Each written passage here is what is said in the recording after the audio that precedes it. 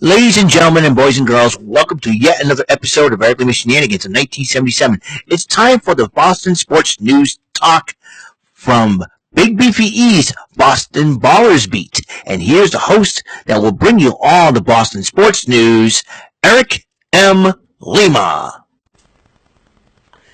Thank you very much, Mr. Announcer, sir. Well, hello there, everyone. Welcome to yet another episode of Eric Lima Shenanigans 1977. Episode 1770 of the show, and this is the 6th edition of Big Beefy E's Boston Ballers Beat. Now, in about an hour, go and join me on the David 3000 network, because I will be live reacting on his channel, from stream on his channel, about the Patriots and Jets game. And don't need it's kind of self-explanatory of how the Patriots season is going. And look at the record, you know. So that's not what I want to talk about today. But that is for about an hour or so. I want to let you guys know. Now, the gear that I'm wearing today is very special.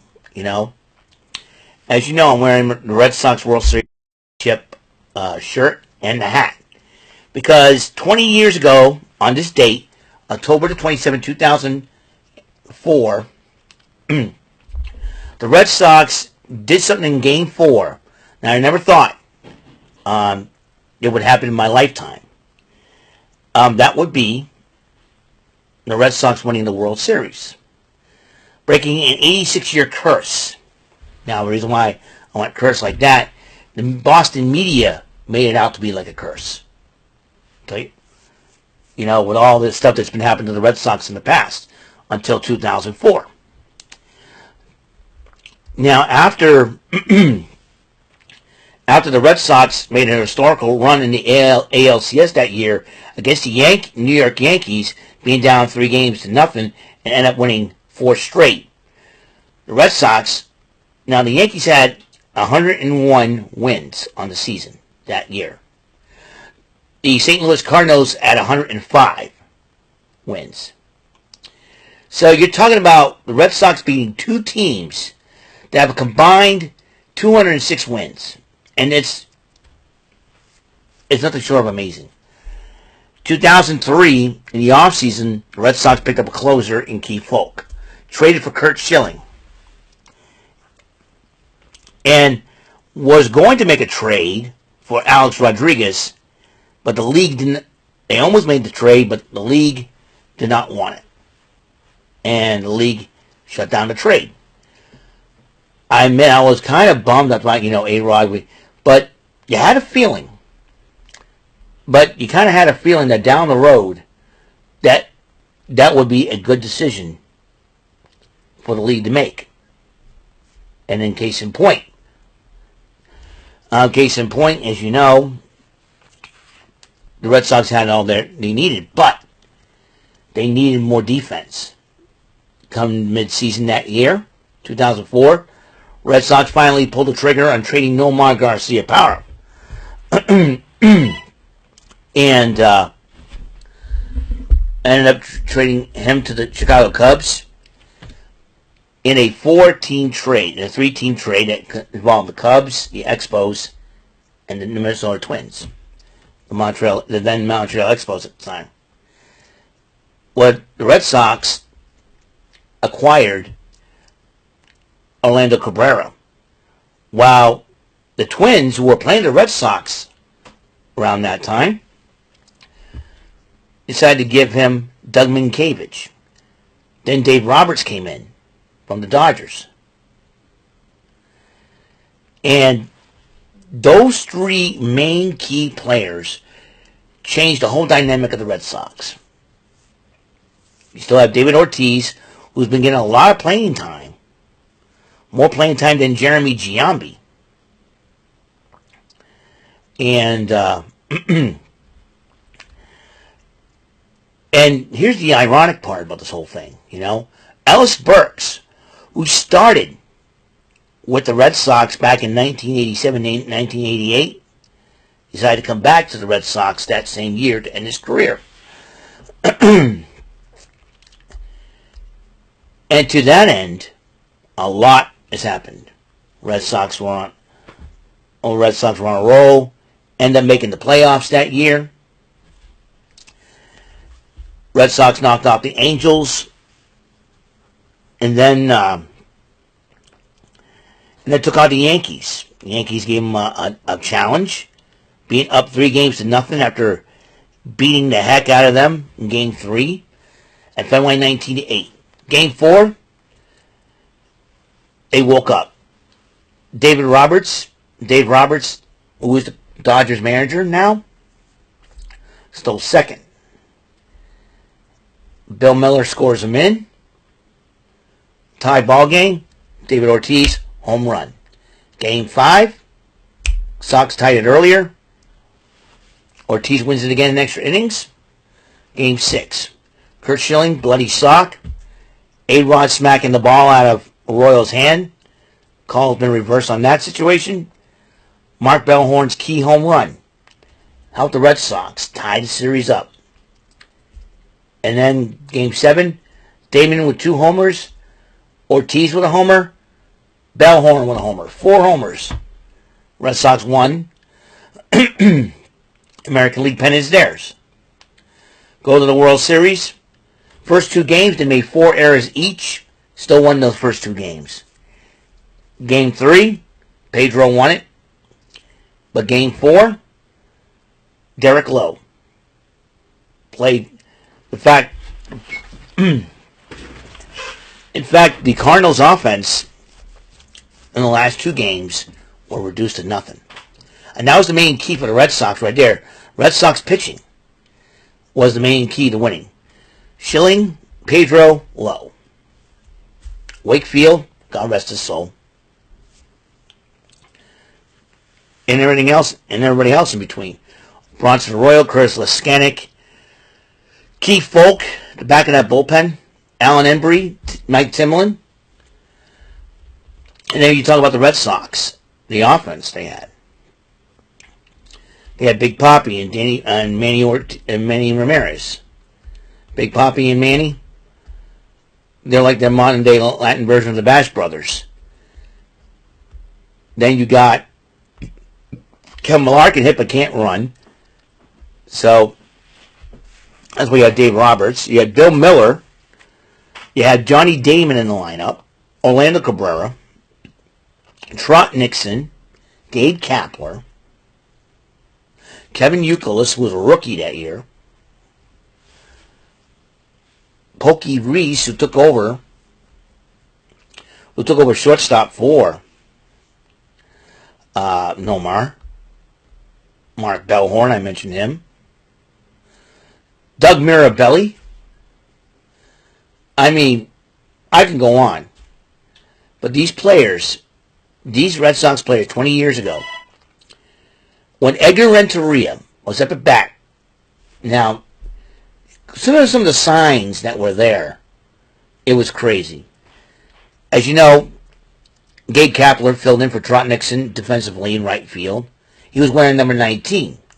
Johnny Damon was in center field wearing number 18. Put them together, 1918. And then you got Edgar Renteria at the plate wearing number 3, Babe Ruth's number. And upon all the craziness that's been going on, a lunar eclipse happened to be occurring at the game. Game 4. Red Sox were up 3-0. Red Sox were up 3-0 in Game 4. Albert Pujols was on second base. After Edmonds and Rowland, they got him out. They got Rowland to fly out, Edmonds to strike out. And Edgar Renteria, on a 1-0 pitch, bounced the ball, hit the ball, bounced back to Keith Folk. He grabbed it. He held it to make sure he has it. Underhands it to Doug Minkiewicz. Red Sox did it. They broke an 86-year curse. We're talking the Red Sox winning the World Series 20 years ago. I'll tell you, I was at this house. I was in the basement, though, at the time.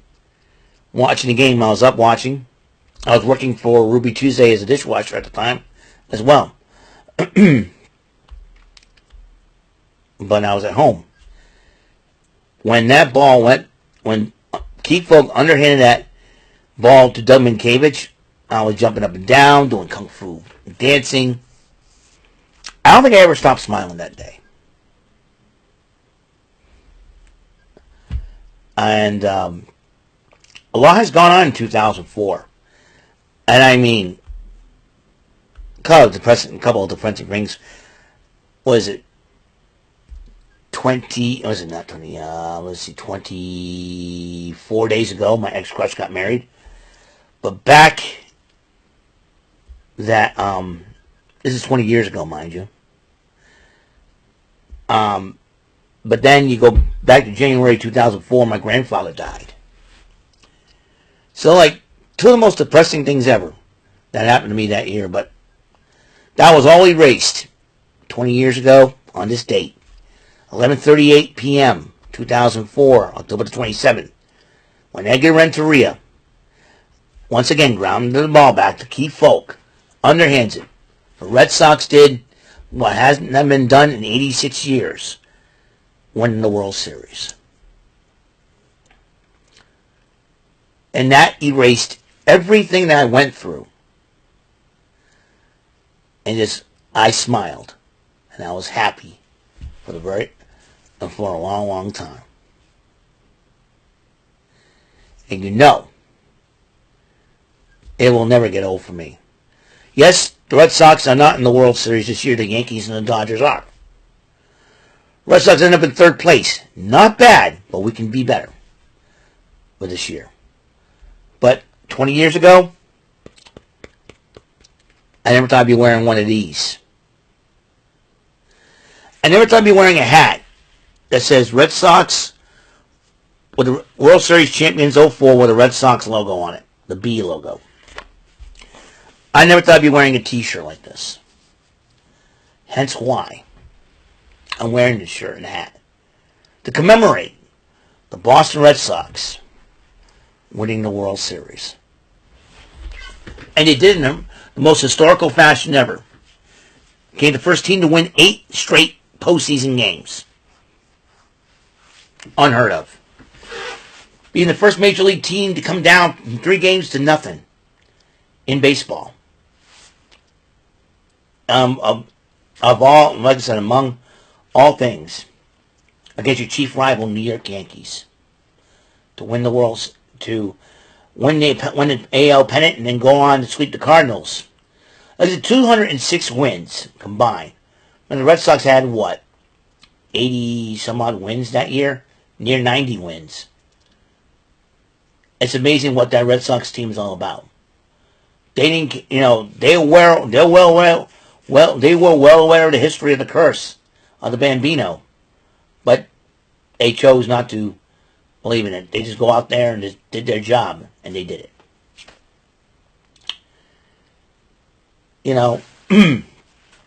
I never thought I would see the Red Sox win the World Series, much less 3 more in my lifetime.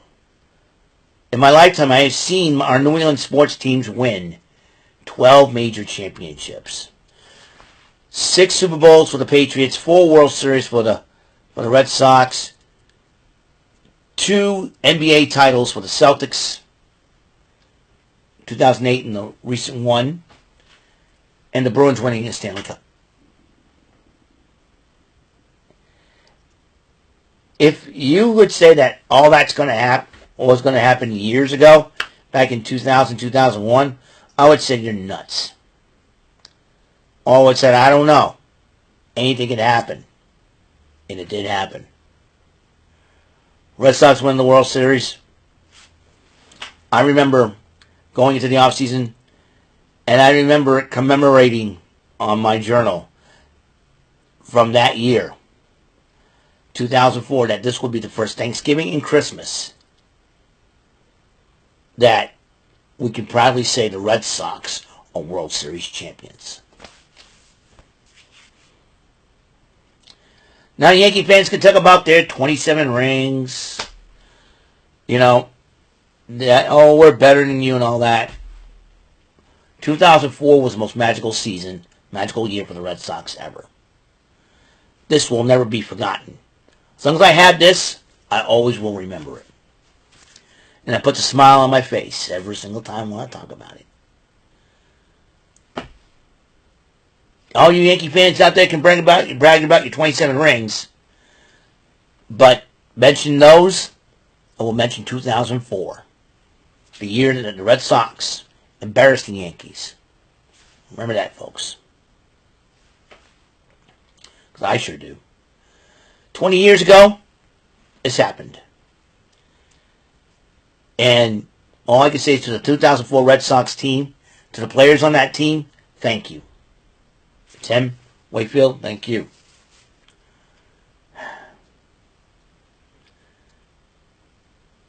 I don't know if we're going to win another one or not. Some people say that as long as ownership keeps getting greedy, we're not. But that could change next year. You never know.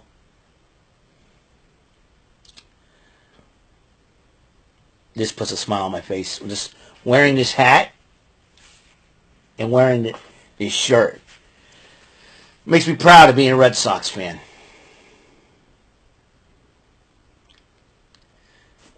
And I am a Red Sox fan until this day. So, that's it. That's all the time we have on this show. Episode 1170 is complete. Like I said, in about now, a little over a half an hour, join me on the David 3000 Network. I will be live reacting to the Patriots-Jets game. It'll be a great rivalry game, to say the least. I know Patriots' record is not much to look at, but you know what? Who knows? Patriots need to do something. Let's hope they get the win today. If not, we can think about getting a number 1 pick. Who knows? So thank you for tuning in to Big BBE's Boston Ballers Beat, episode 6 of that, episode 1770, of Eric Lima Shenanigans of 1977 overall. Thank you for tuning in. Until next episode comes rolling around, Mr. Announcer, please take us home. That is all for today's episode. This is your announcer speaking for Eric Lima Shenanigans of 1977. A Big Beefy E, doing for Bob Saget Productions, and in association with a Raven Bofa Telepictures and Distribution. Thank you for watching today's episode. Tune in next time for another episode of Eric Lima Shenanigans of 1977. Goodbye for now.